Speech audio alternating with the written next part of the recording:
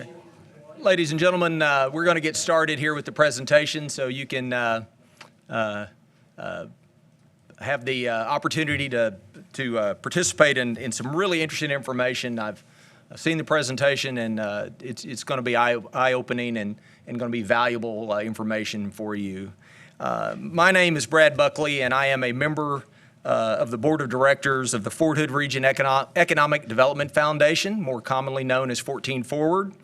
It's an honor to be here with you today for the presentation of the Killeen Growth Study. Our foundation is organized as a 501c3 under the U.S. Tax Code as a nonprofit organization, and our purpose is to raise private sector funds to supplement efforts to achieve these goals.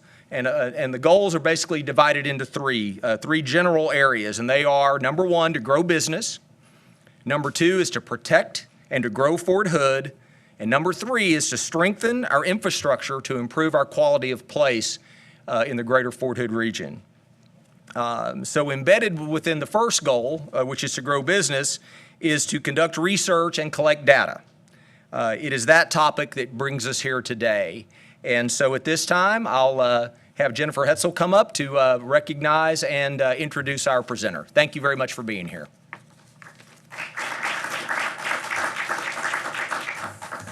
Thank you, Dr. Buckley. Today we're going to hear from Russell Archambault with RKG Associates. He is Vice President and Principal at RKG Associates Incorporated, located in Alexandria, Virginia. And Mr. Archambault has over 33 years of experience in the areas of economic development, fiscal impact analysis, and strategic planning in military communities across the country. Russell has been with the firm since 1994 and leads the company's municipal tax management assignments. RKG Associates started work on the Killeen Growth Impact Study in 2018 and completed it August of 2019. He will be presenting the results of the analysis and what it means for the region over the next 10 years. So please join me in welcoming Russ Archambault.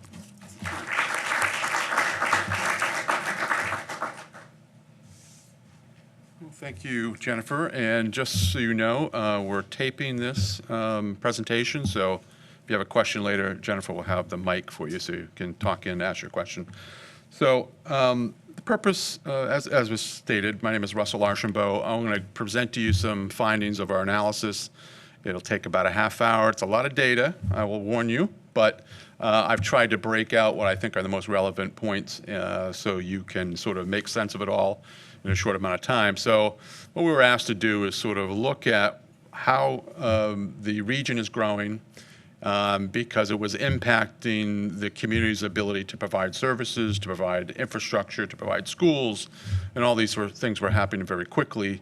And the concern was, is if this is our new future, and we're very concerned about that, we need to start to prepare for a future that we have not seen before. So what I'm here to show you is the results of that analysis and to give you sort of the answers to that question. Why are we growing? Are we going to continue to grow at the same rate we've seen over the last 20 years? So to start off, we had to have some context, geographic context for this. So we started with what's called the Killeen Fort Hood MSA. This is the Metropolitan Statistical Area. So it's the combination of the three counties and Fort Hood and the City of Killeen. So this is what we're studying. This is sort of the region. So when you start to look at that region, you do a comparison of the three counties. Bell County is the only of the three counties that have actually increased its share of the total population. So in 1970, it was about 125,000, represented 73% of the total population in our region. It has now increased to 78%. And it's at 344,000. So you're getting a sense of the rate of growth, how many people live regionally, and then what's the relative comparison between the three counties? Well, the other two are smaller, and their share of the population has changed a little bit and been reduced a little bit in comparison to Bell County's growth. Now, one thing that was sort of I wanted to look at initially when we started this was if we look at Bell County as the centerpiece of our region and we look at just natural births and deaths, what's been going on there? Is there anything unique happening? Well, what I found was quite unique in the sense that we have people being born at rates about 50% higher than the state average. So basically 3.1 children born for every person dying in the community. It doesn't mean that necessarily if you're born in Bell County that you live here. There's a likelihood that you do. But it gives you some relationship between those two. And then we measured net migration. Now, this is data received from the IRS. They basically track people by where they submit their tax returns year over year. You see that number is considerably smaller. It varies from year to year. It's less predictable.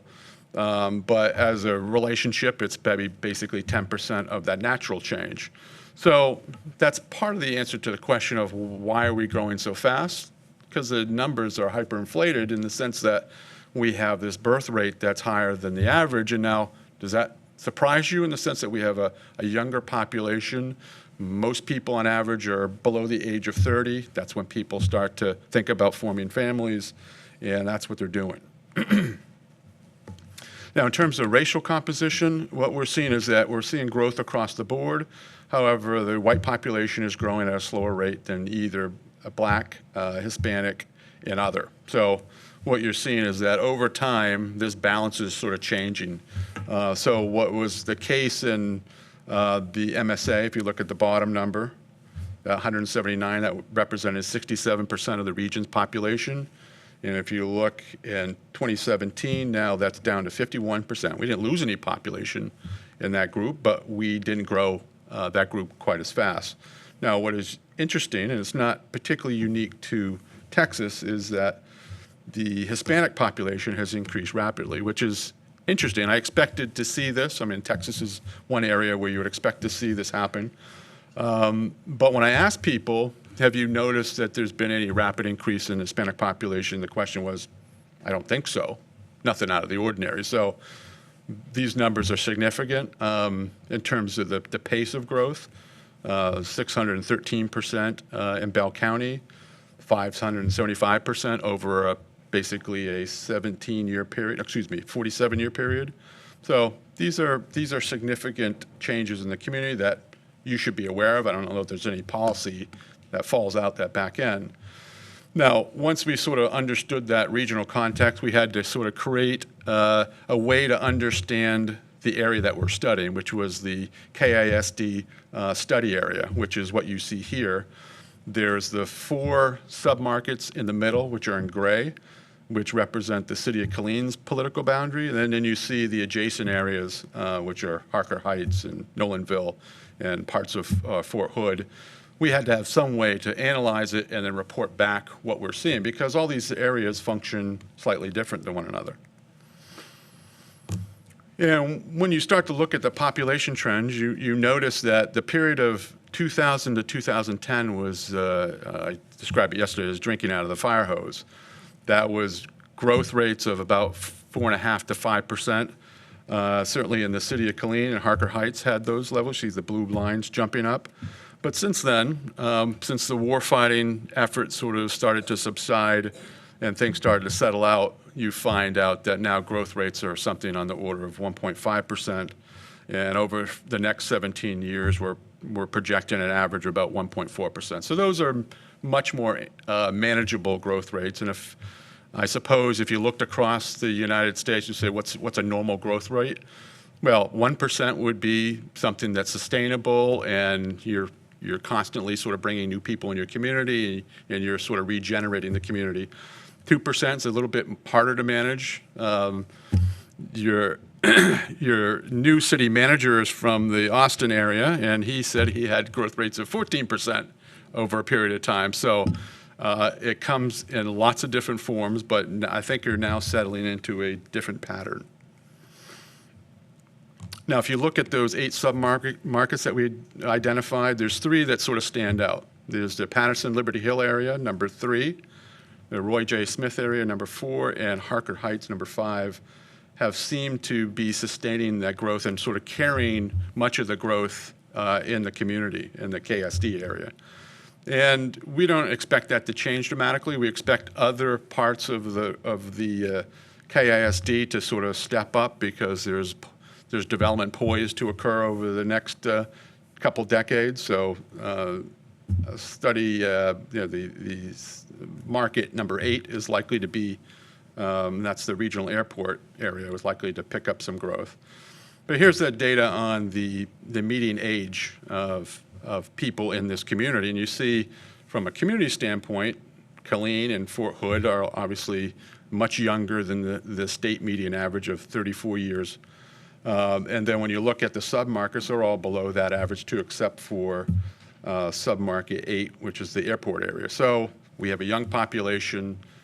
They're having kids. We see that in the demand for new schools. You saw the bond issue last year that passed. We're going to see other growth that generate more demand for more schools. The question becomes at what rate will that come before the community, and can we keep up and manage that financial obligation? I think you probably will be able to. Now, one thing that I heard people say about Killeen in the region is that the distribution of household income or wealth, for lack of a better term, is sort of unevenly distributed. In other words, people with more money live in certain locations and people less money in other locations. That's true in every community. But what we found is that the majority of people, households, are making between $50,000 and $100,000, and then $100,000 to $150,000. That makes up probably, 60% of your population. So some areas have higher incomes than others, and I think what this all does is sort of set up a predicate for what type of housing is built in your community. There's been some complaints or some assumptions that Killeen only gets certain type of housing and doesn't get a high end to the market. They just get the mid-range. And I think there's probably some truth to that, but I think it's based on sort of old assumptions about the community. I'm not sure that they hold true anymore. So what does all this mean? What is the takeaway points? Well, you have this high natural birth rate, which I think is adding, sort of fueling some population growth. It's not the only thing, because you obviously have people moving into your community who are attracted here. In doing our research, we found out, and this is more anecdotal, but you see elements of it in the data, is that during that ramp up and where people are being deployed at high levels, I think it's reasonable to expect that the parents of those deployed members were coming here to support their families. And I think some of those people end up staying. They like the area, it's affordable, and they have just been retained in the community. Another thing is that people who separate from the military, from Fort Hood, or retire, there's a survey that's done every year to ask people, do you intend to stay? Do you have a desire to stay if you can sort of get a job? And on an order of maybe 25 to 30% of those folks say that their goal would be to stay here. And my guess is that many of them have done so. One of the reasons why they have stayed is that this area provides a very supportive environment for military, active, and veterans. You have the VA hospital, you have all the benefits, you have access to the post, and you have tax exemptions, benefits that really go to a bottom line that makes living here more affordable. You have the ability, the state of Texas over the last couple of decades has developed its reputation as a sort of a job generator. And I think a lot of people have heard that story and have been attracted to come to Texas and look for employment, but also an affordable quality of life that they can't find in other parts of the country. So your success as a state has drawn people to you. Undoubtedly, some people have discovered that Central Texas exists, and there's a quality of life here that they enjoy too. So I think you're getting people who are coming for that reason. There's also a growing recognition that I was able to find of people seeing this as a retirement community. They want affordable living costs, they want quality of life, they want to have access to metropolitan areas. You have all that. So I think there's a growing recognition that this is a place that's could be a retirement option for folks. And then this final piece I throw in here, I think it's part of the answer is that California has seen an out-migration over the last 10 or 15 years because of the cost of living, cost of housing has sort of displaced people from the major metropolitan areas. 300,000 Californians each year move to Texas. I can't say that how many end up here, but undoubtedly some have, and I think that is a contributing factor. Now, with all that information, the question becomes, okay, well, how are we going to grow in the future, and what's the implications of that growth? This is the graphic that sort of shows you the point in time where there is a disconnect. I think all along people have said, well, we grow as a community, as a region, based on changes in the force level at Fort Hood. And so when population rises on Fort Hood, our population rises. That sort of relationship started to break down in 2009 and 2010, where the population at Fort Hood started to recede because the war fighting was largely being scaled back. So those numbers are coming down, but the population of the region kept going up. So now people are saying, okay, we're growing fast still. It's not tied to what the population is on the post. So what's going on, and is this our future? Because it hasn't been historically. Well, I would say the future has changed for whatever reason. I think the elements are there in the data over a decade show that there's a disconnect now. Now, if there's some reason for Fort Hood to ramp up tomorrow, all these numbers get accelerated, and there's that relationship that may come back. But I think going forward, we're probably looking at a more realistic growth pattern. The areas in red, the red dots, are the areas where growth is really accelerated over the last decade, and we would anticipate that over the next couple decades, that's where much of your growth is going to occur. So those inner city neighborhoods that are older, more mature, in some cases are in decline. I think they need some attention. They're not going to get the same interest in terms of population growth and housing development, but there needs to be some attention given to those areas as well. Much of the growth will continue to occur south of I-14. And those are the areas of Patterson, Liberty Hill, Roy Smith, Harker Heights, and the regional airport area. Now, over the next 17 or so years, we're projecting 1.4% average annual growth over that period, so much slower than what we've experienced. That results in a change of about almost 54,000 new people to the region. The region, as we've measured it here, is the KISD service area. So if we're at roughly 223,000 people today, we jump up to 277,000. That's much more manageable, but it's not even across the board. If you're assuming that hot areas remain hot, then you can see that some are going to grow above that 1.4 average. The big ones are this area, and this area. So, it's not like it's across the board, and you have to plan accordingly as a result. So where you put your facilities, your infrastructure, where you have a demand for services like police and fire and other things, schools, that's not going to be evenly distributed. And here's a sort of a comparison in the slide of the growth rates. So we're working closely with the school department to understand that relationship and how population demands schools. There's also a part that is driven by changes in jobs. Over the next 17 years, we're looking at maybe 7,800 new jobs, whether they be retail or service or industrial.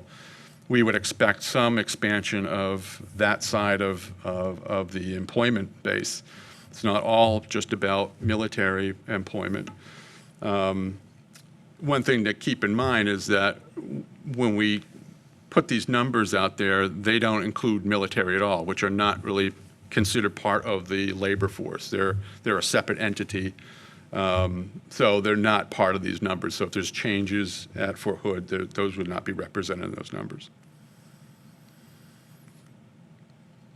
Now, as I was sort of alluding to, schools are the biggest single cost item in the city, and that's why we started here first. We wanted to understand what's been happening in terms of increases in enrollment, changes in the number of students over the last 5 years, and you see the growth rates for each level of schooling, elementary, middle, high, and then the district. So the district has been growing a little over 1.5% annually over the last 5 years. we're anticipating that's basically going to remain fairly stable between 1 and 1.5%. These are the multipliers that the school districts use to anticipate how many students will be added to various schools by their location. So we incorporate their own multipliers, and you see some areas differ from others. You know, the number of students that come out of a household in submarket 8 is different than what comes out of number 2, Manor-Rancier. So we needed to have that reflected in our analysis. And if you just look at how many students we're talking about today, it's about 44,000. You know, most of those are elementary school students. There's far more elementary schools than there are the other types. Now, the question is how many students get entered into the school system over that 17-year period, and we estimate that to be about 11,000 in that last year of 2035. And I've given you a distribution of how they fall out in terms of what level of schooling we're talking about. Now, if you have to educate 11,000 students, you need to hire new teachers. There's a certain student-teacher ratio that the school department is trying to maintain. I think it's 14 to 1. So if you keep that steady and you don't sort of increase your classroom sizes, then you have to hire 782 new teachers. And based on what it costs to hire a teacher today, by the end of the last year, you're talking about $110 million in just operating expenses that you have to account for. Now, if that's gradual over time, you can account for that. You'll have growth in your tax base to support that, but you need to know what that upper end number is likely to be. And what I tried to do is link the growth that we're projecting, those 11,000 students, they're going to have to go somewhere. And keeping with our projection model, I try to anticipate if they were added to the existing capacity, at what point do we have to add new schools in each one of these submarkets to pick up, basically provide more capacity? And what the school department does is once a school fills up, they don't go build a new school. They bring on temporary classrooms for a period of time until they reach about 15% capacity over what is existing in the school. At that point, they've been given a couple years to look at that change in enrollment, and then they commit to building a new school. So this sort of starts to tell you that, based on those projections, within about 10 years, you're starting to see demands for elementary, middle school, and eventually high schools. You see high school number 5, the new one. Once that's built, it's going to increase quite a bit of capacity, which will get sucked up by other schools or districts nearby that will probably cause some redistricting of those school attendance zones. But that's how this game is played. There's no way around that, especially in a place that's growing at a fairly fast clip. But this gives planners a sense of what is coming down the road, what is that financial expense likely to be, how do we plan for it. These are all borrowed funds. You don't pay for a school out of cash, so you're going to have to borrow money over 10 to 20 years to pay for those. Another part of the conversation has been where is the military population? In this case, it's veterans, because where the veterans and active military who are living off post live does affect the budgetary process and particularly the revenue stream in a couple ways. Number one, the school department receives impact aid from the federal government if attendance or federally connected children sort of meet a threshold of 35% of the total population in the schools. We're getting at the point where we're about ready to drop below 35%, which means the federal government starts to pull back monies that were coming to the community, and that that could be on the order of $20 million, which means that if that happens, then you have to either increase your classroom size, reduce your staffing levels, cut services. Those are all things that will have to be sorted out in the community, but that's sort of what's at stake, at least at that level. Now, the biggest source of revenue, not to get too much in the weeds, is the real estate taxes that you all pay. over the next 17 years, I projected that there'd be about $1.7 billion in new residential assessed value, that the value of everyone's new residence or property that's adjusted in value over that time. And then there's something in the property assessment exemptions, the real estate exemptions to not only disabled veterans, which is one, but also nonprofits and that sort of thing, which downward adjusts that number. So the tax base in which you draw revenues from is smaller than what it could be because we have these exemptions that need to be paid out. Bottom line is that sort of is something that needs to be accounted for by the leadership of the community when they start to do their budgeting, that they're not going to get the full value of that tax base. And that's becoming, an issue, and you'll see why. Here's the level of property tax exemptions in 2017. They equal $1.1 billion. That means $1.1 billion comes off the tax rolls. There's no taxes paid on that amount. The disabled veterans portion of that was 52.5%, and that number is growing each year at a rate that's difficult to anticipate. And that's a cause for concern in terms of how do we continue to provide services to our growing population when a percentage of our tax base is not contributing. So that's still going to continue to be an issue. I don't know that there's a simple solution to that, but I want you to be aware of it because all your leadership has to solve for that. Now, where that population clusters, whether it's Coppers Cove or Killeen or Belton, sort of matters because those communities are going to have to deal with the same issue at different levels. By far, Killeen has sort of captured the lion's share of those veterans who've chosen to stay. They're choosing to stay in Killeen at a higher rate. So, everyone's going to have to sort this out. There is some federal money, state money that comes to these communities. This is statewide. Wherever there's a military base, there's this aid source, but it's not quite large enough to sort of carry the impacts of that. So the question becomes, how do we deal with this long term? How do we sort of get a greater commitment from the state to help cover the cost of the exemptions? And as of right now, it looks like there may be some movement to increase the amounts for future fiscal years, but no commitment quite yet. Now, when you look at what tax revenues come off the tax base in terms of real estate taxes over the next 17 years, you see the lion's share goes to the school department. That's where their biggest costs are. The City of Killeen captures about $85 million over that period of time, and then all other communities about $69 million. So this is the sort of the revenue stream, and this is all in 2018 dollars. It's not inflating the numbers into the future. This is what you have to work with as one of your primary revenue sources. Other sources are sales and use taxes. So when you spend $1 to make a purchase, some of that's being captured in the city, some has been captured outside in other communities. But that sort of pales in comparison in terms of what's received from real estate taxes. And hotel occupancy taxes is considerably smaller than that, $5.2 million. So, and sort of getting to the bottom line on all this, we had to sort of take that revenue stream that comes from growth, and we had to anticipate what's the impact to the cost of providing services. If I have 5,000 people south of the city who weren't there 5 years ago, I need police, I need fire, I need other services that people demand. The government's going to grow a little bit to accommodate that.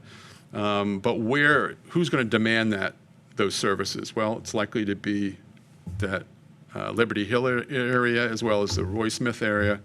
Their growth rates are much higher than the more urban neighborhoods. Now, this analysis was just done for the city. But at the end of the day, over 17 years, we're talking about $4.4 million. It's something that you can plan for. I don't think anyone would want to swallow that cost increase in a couple years, but over a longer period of time, that's something that the community can accommodate. But it sort of demands some stabilization of the tax base so we can continue to have that grow and contribute. Now, the implication of all this, We think we're going to see slower levels of growth over the next couple decades. I think I mentioned 1.4% on average. Certain submarkets are going to see more of that growth than others. Most of that will be below Interstate 14.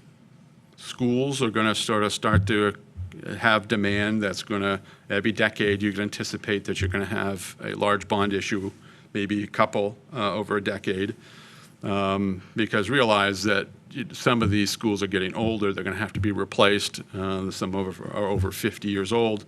So that's an element in that sort of investment. It also points to the fact that those areas of the city that are older, that are in need of sort of revitalization, can't be ignored indefinitely.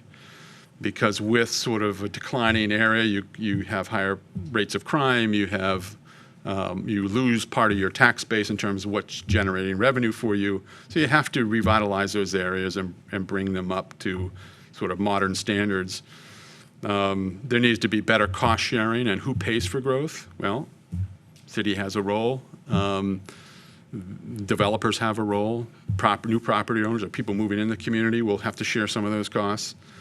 The property tax exemptions are unsustainable, so if they continue to be erratic and growing rapidly, it'll be something very difficult to manage, and maybe at some point can't be managed anymore. So I think that's order one, I believe. And then finally, the economic development piece of this, where you're creating jobs in a tax base that's not related to, new residents in your community, becomes vitally important. So if you are able to land an industrial development project that brings new tax base jobs, you're going to realize a revenue stream that you didn't have before. Plus, to provide services to an industrial park is a lot less than providing services to multiple neighborhoods or residential dwellers. That relationship is sort of tried and true. So you get the benefit of increased tax revenues, but you don't have to provide a lot of services to them. Now, one thing that we wanted to do as part of our analysis, it was not really a strategy, but once we finished the analysis, it was obvious there were certain things that floated to the surface in terms of what was most important to draw from this analysis.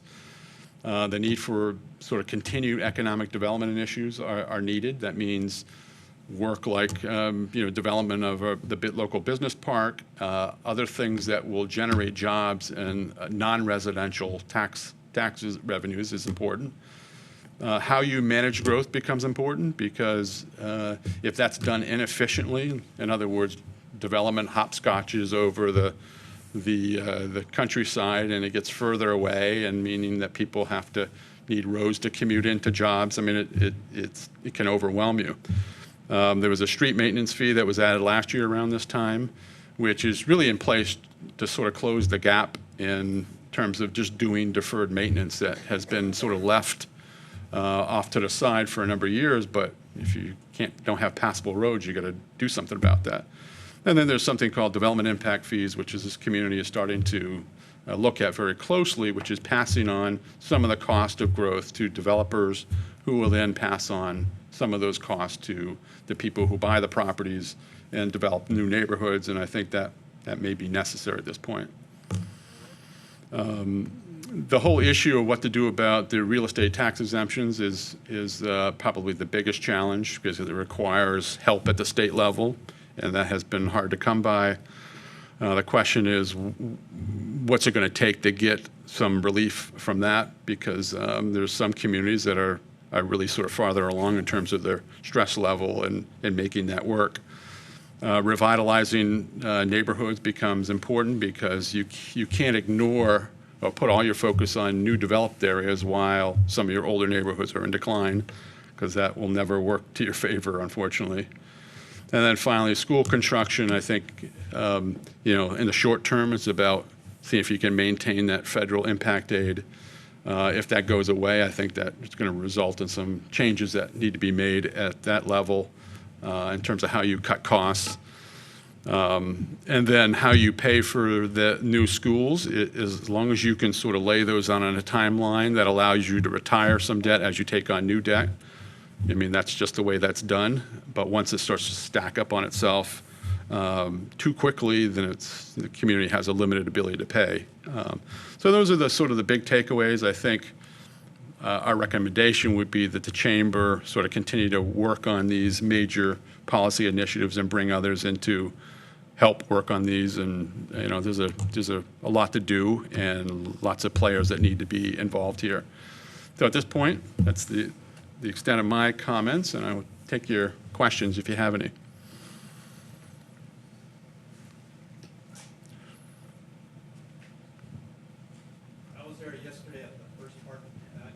Yep.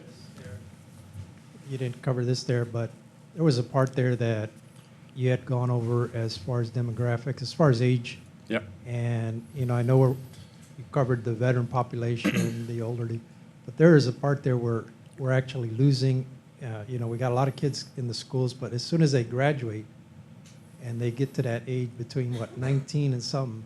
That's right. That's the part that we're losing our population. No, Is that correct? that was that college age population. It's basically 20 to 34, I think. Now, you're not unique in that sense because a lot of people at that stage of life sort of leave their home community. They eventually come back or they don't. But it's not uncommon to see that. I think what you are seeing in addition is you're seeing sort of growth in the next level up, the folks who are sort of in their 30s and early 40s who are really the people who are raising their families and they're entering a part of their career where they're starting to make more money. And then you're seeing this senior population that's growing. That's partly due to the sort of national trends of aging population, but it's also, I think, it's being augmented by people who are discovering you and moving here on some level. Yep.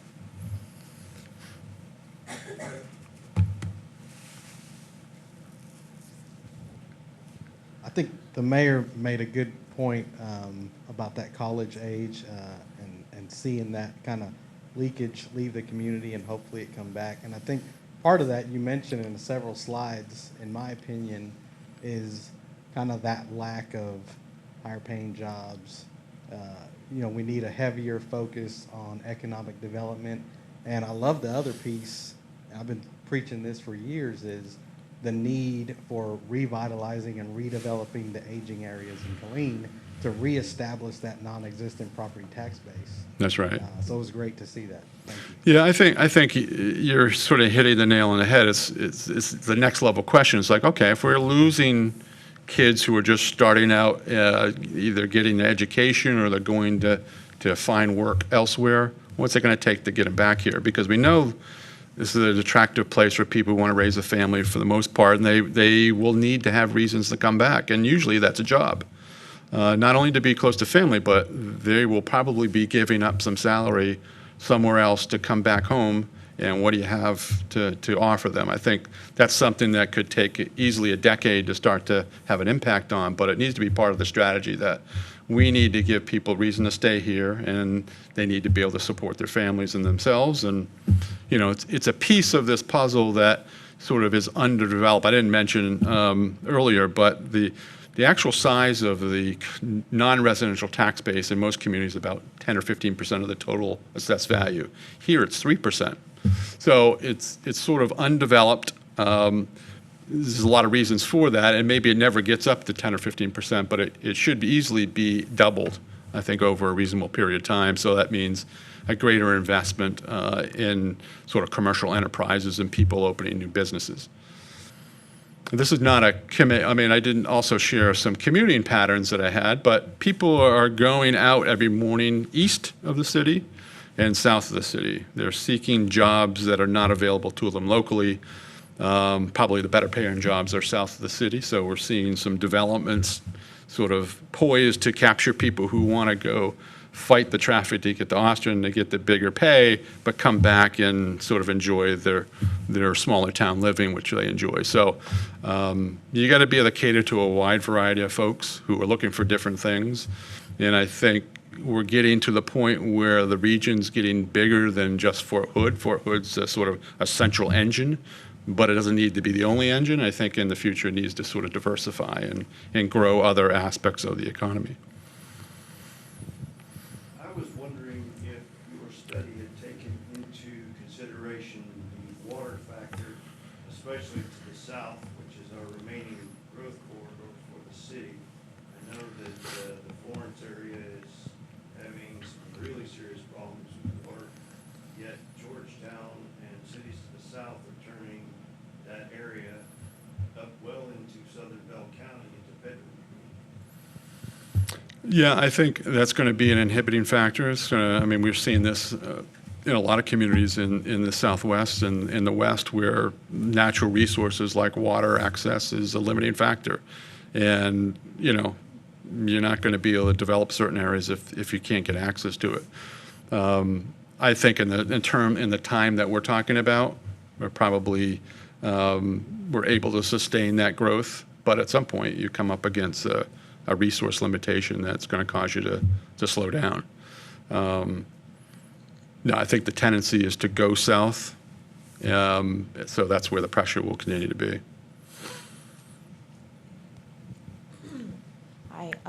I had a question in reference to when you guys were talking about that age group.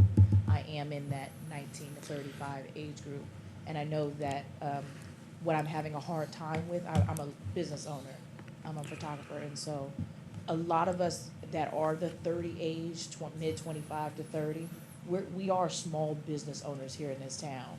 But unfortunately, all the plazas that are being built in this area, we can't afford to move into. You know, there's 3-year contracts, there's triple net on top of it, on top of insurance and everything else.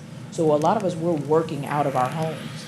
And so we're unable to contribute to the tax economy of the city because we're not paying anything. We're renting our homes, or we are homeowners, but we do want to get outside of our home, but we can't. It's either come to downtown where the spaces are too small, or go uptown and get locked into contracts where we really can't afford. And so I'm seeing, you know, and I'm from here, so I've watched the plazas being built. We've got plazas all down Stan Schluter that are empty, that are supposed to house 20 businesses, and they're empty because nobody in this area, we're not an industry town. We're small business owners, and we can't afford to go into that. So what's going to be done in reference You're to- pointing to a natural opportunity that exists here that hasn't been sort of developed yet, which is that you're going to have people at the high end of the market who can't afford the price of real estate, and they need to be at those locations. You have people who are maybe trying to make do at some of the vacant properties or the declining areas because the rent's cheaper. Yes, sir. And you have people in the middle who have the ability to pay, but they want the decent location. Yeah. They want, if not new space, renovated space, and there's plenty of those opportunities. The question is, who's working on developing those opportunities, and who would demand the space that was available if it was renovated? And I think there's a lot of opportunities to do that in this community. So I think someone needs to be able to measure what the demand from people like you and other small business owners who are maybe sort of undetected in the community because they're working out of their house, Yes, sir. but would come out and rent space and be part of a revitalization effort in an area that needs small business Yes, owners. sir. So I think there's an untapped opportunity there. Okay. Yes, sir. Thank you.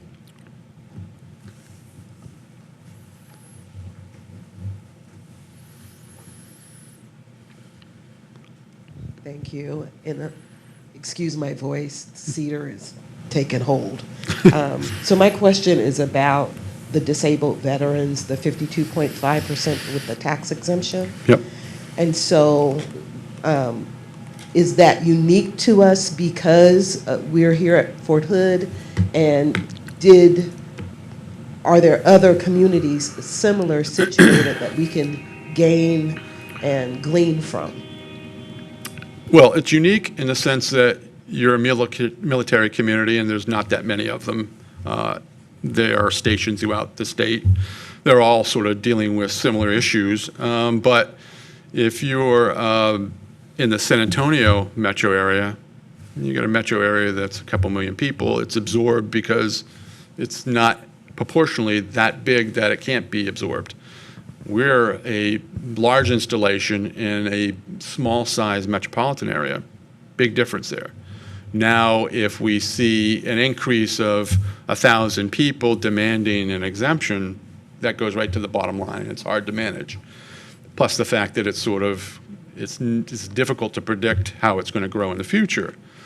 Now, those particular issues are just in those communities. So that's part of the reason why getting some effective response from the state is difficult, because it's not an issue that most communities have to deal with. So, why are we going to do a favor for these select communities that have this need?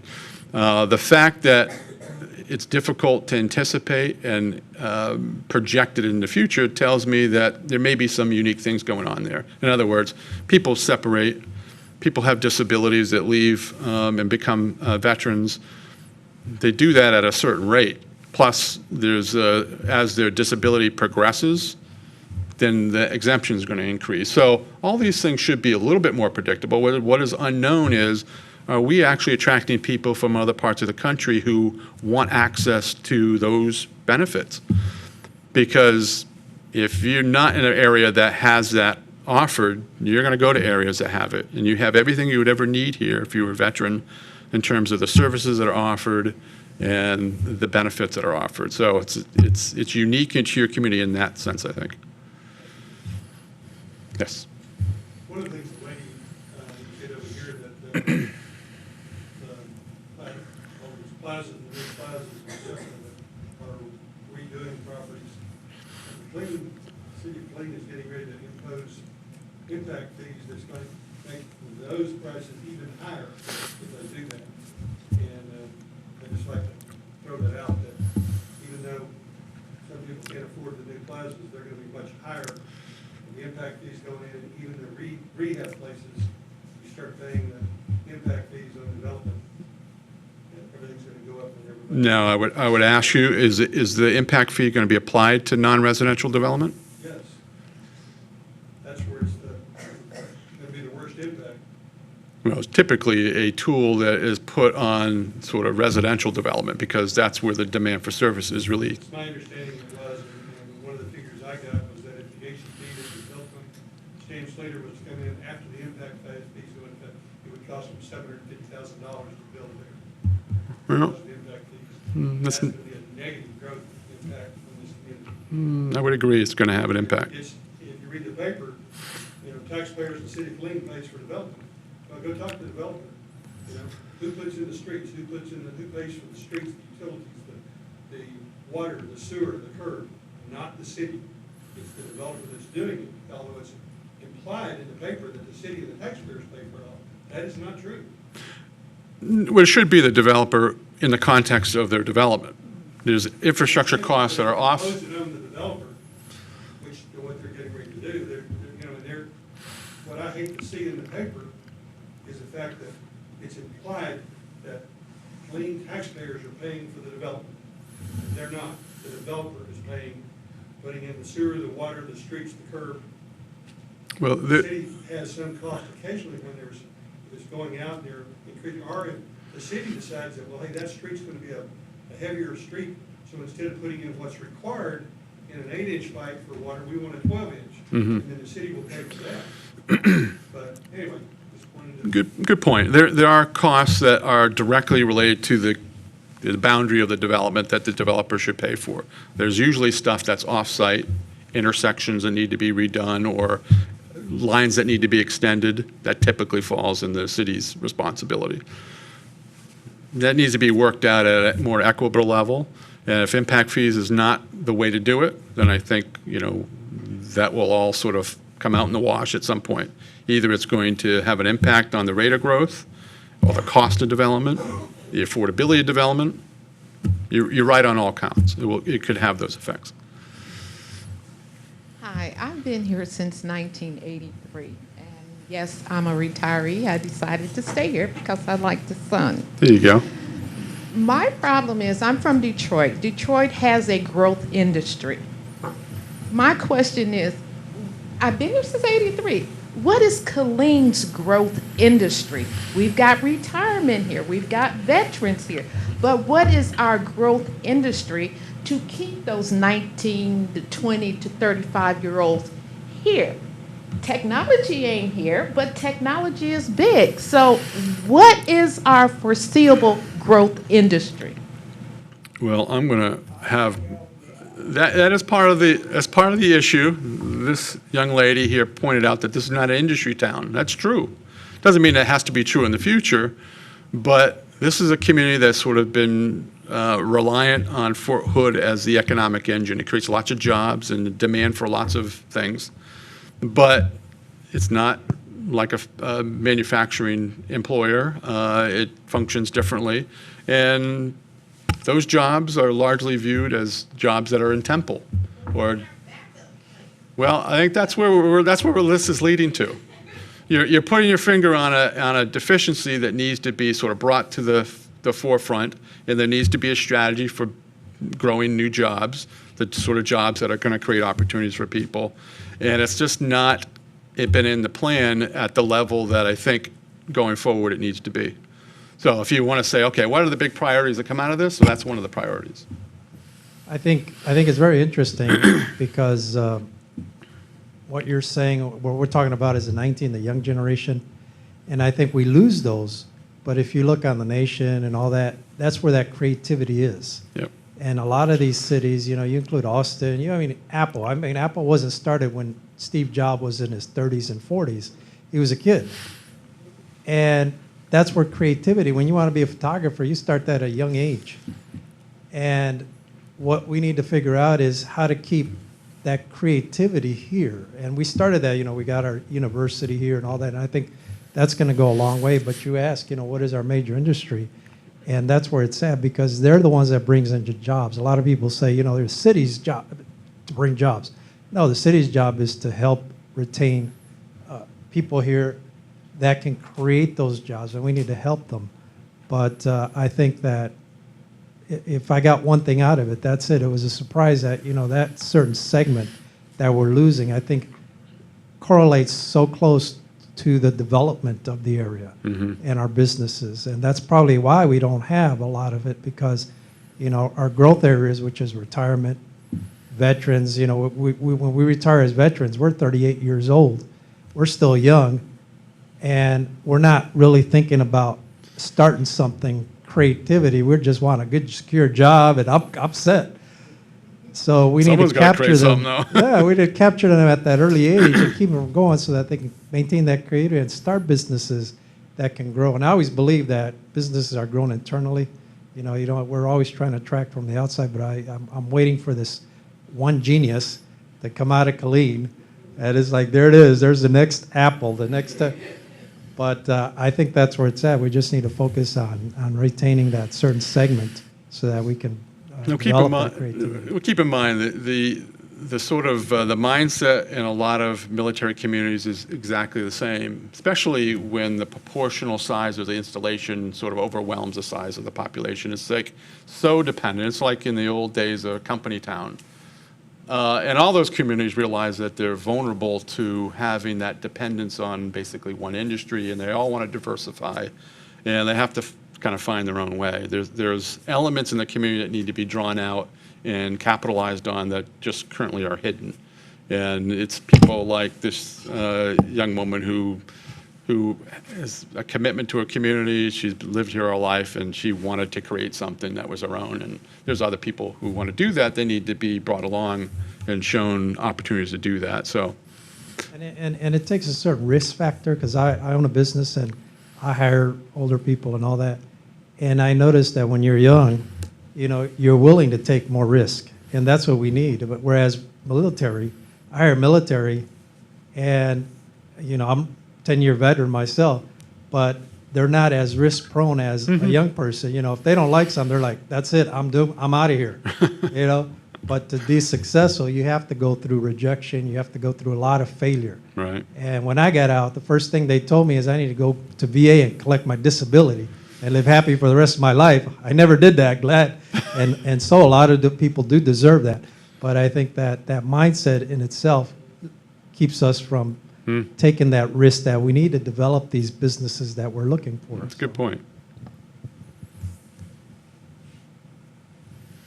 And I'll just add to that, the Chamber in 14 Forward is working on developing the research park that we've been talking about, which will help with a lot of that innovation and hopefully retaining some of that talent in this area in the fields of tech, healthcare, renewable energy, and things like that. That's stuff we've been working on for a while. So. Thank you. You said the magic word, and she just said the magic word too, chamber. you've been around, you know a lot of things, and we are so blessed to have this presentation by you because you've hit on everything. You have analyzed the problem so incredibly. But my focus right now is based on your experience in other developing areas or other areas that are comparable to our areas, what have you seen to be the success of the chamber? What is the role and how can the role be helpful in our current dilemma?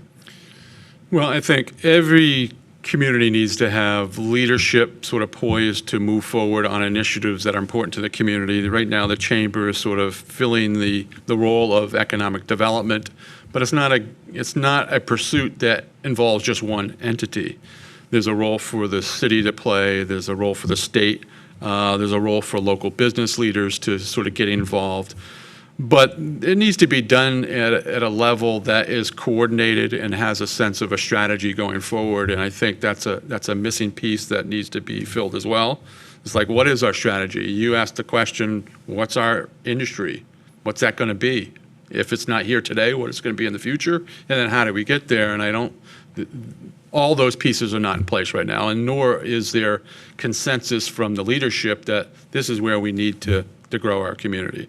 So until you sort of sort that out, and none of that stuff is difficult to do, it takes probably a year or two to get it in order, but you really can't have the same success that you would want unless you're sort of singing from the same hymnal. And that takes a little upfront work. Yes, sir. Based on what you've seen here in Killeen, would this city ever be considered a bedroom commuter community to that economic juggernaut, Austin, Texas? The Apple campus is maybe 50 miles away, and that's not too far in today's, commute times and such. Could Killeen ever fill that type of role? Well, I think for some people, it's already filling that role. They are functioning as a bedroom labor force for that employment base, and they like it that way. Now, if you project in the future, maybe that growth pattern extends up 50 miles north and you become part of the outer ring of suburbs that sort of serve that market. Now, that's not inconceivable. You have good transportation connections. It'll be a while for that to happen, but is that the worst role that you could play? Not necessarily. Especially as those better paying jobs creep further north. You may or may not have them here in your community, but if they're 25 miles away, that sustains a lot of people.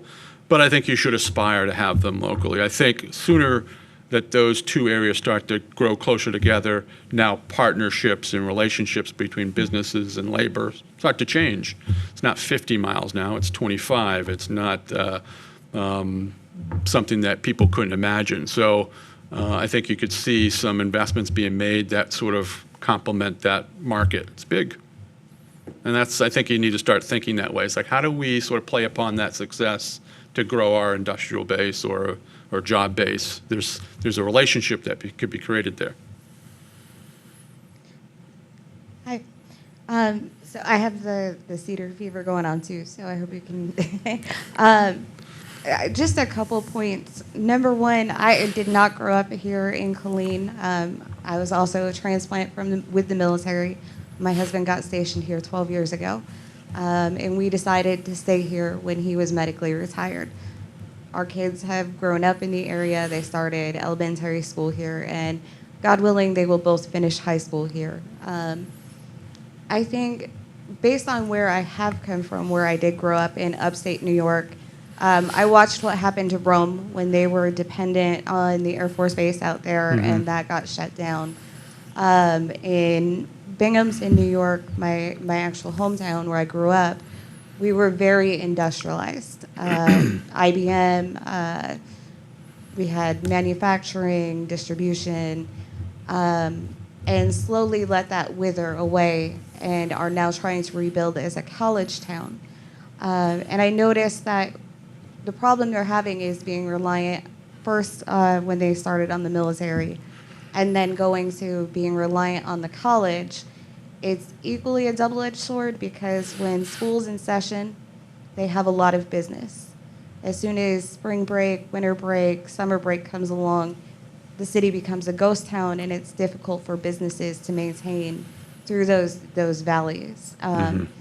So as we move forward with the research park, what other advice would you have to kind of fill in while we're waiting for those jobs to come?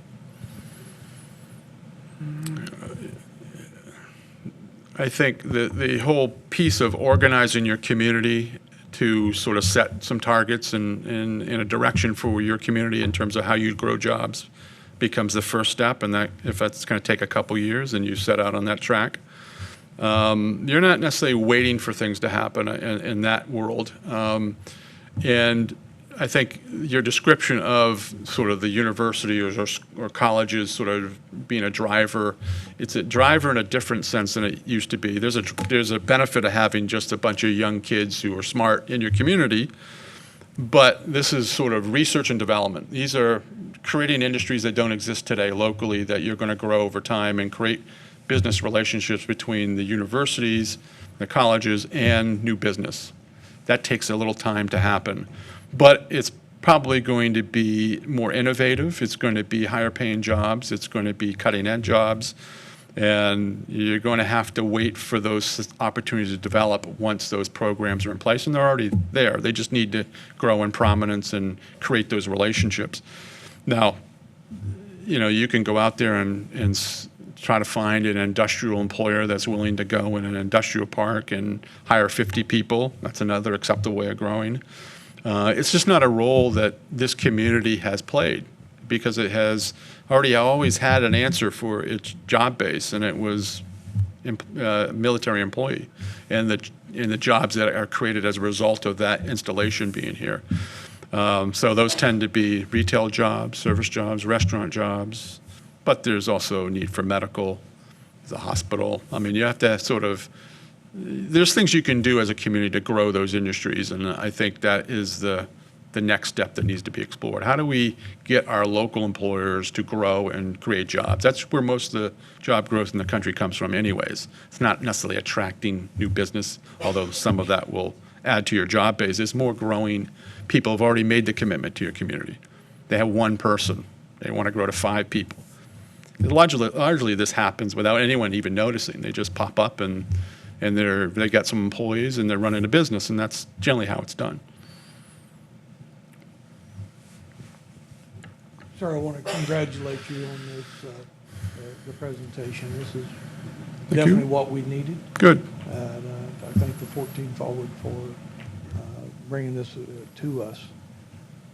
One of the basis of the study deals a great deal with KISD, where KISD is basically a regional school district. Right. It encompasses 3 communities. And we talk about, what does the City of Killeen do with the data and where we want to go. Do you see a need when you did your study about the synergy and collaboration with us reaching out to our surrounding communities to do a unified economic development push, rather than just place this onto the City of Killeen and say, what are we going to do? Mm-hmm. Because I have a feeling that we can't do a whole lot without the help of our regional counterparts in cities to develop a synergized approach to what do we need for our regional airport, for our regional universities, That's for a good our point. regional industries that we would like to see. I think regional economic development efforts are often very successful in the sense that they are sort of gotten everyone on board with the strategy. The issue that arises is that, especially with a bigger city like Killeen and smaller surrounding communities, is that the intended benefits have to be recognized as regional benefits. Although that company may locate in Killeen, we're benefiting too, even though it's not adding to our tax base, and the distribution of the benefits aren't equal. And that sometimes trips people up. They say, well, why would I want to invest in a regional effort? I'm not going to really see any benefits. Unless you start to think regionally, you could fall into that trap and say, well, count us out. It's on you guys. You figure it out. That's what often happens. It breaks down at that level, that you have communities of different size and they perceive the benefits differently. The ones that have been successful have convinced everyone that we're going to sink and swim together as a region. Our assets are region-wide. Our school district is region-wide. We should start thinking that way and let the benefits flow where they flow. And we're going to have to share the costs of doing that, but hopefully we'll share in the benefits as well. I think conversely, it's the same thing. Every city must understand it's our benefit to grow. What benefits another Yes. will benefit us. Yes. Russ, thank you for Thank you. speaking to us today. And if you all are interested in a copy of the study and the presentation, make sure we captured your email. If you sign up in advance, then we have it. If Brian or I did not get it from you on your way in, get with Brian right here, and raise your hand, please, Brian, and he'll get it on your way out. But we will be posting all this online as well as the presentation, so you guys can go back and reference it. And if you have questions, feel free to let us know. Thank you guys for coming. Thank you.